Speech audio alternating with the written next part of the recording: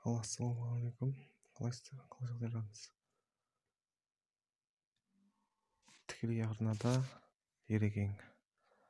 Бүгін сіздерге бір пайдалы кеңестердің жиынтығын ұсынамын, яғни бірінші сериясы.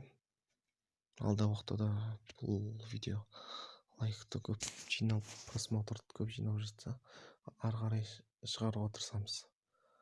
Жалпы бүгінгі тақырып, бүгінгі көрсететін программа бұл SMS Bumper деген, бұл Telegram каналдан доступна.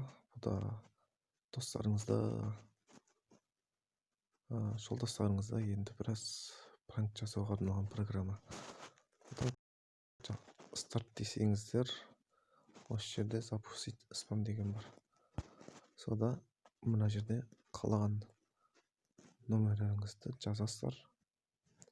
Сол кезде 20 минут бойы, яғни көрсеткен номеріңізге өтірік хабарламаларды жіберетін болады. Әрине бұл сіз екеніңізді ешкім білмейді.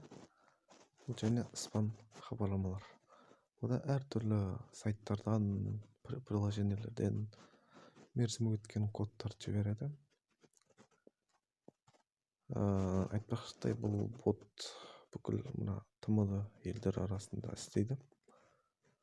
Соны пайдаланып көрсеңіздер болады. Егер де осы көптеген просмотр жинап, лайктар жиналса, екінші топтаманы, үшінші топтама ары қарай шығаруға өте береді.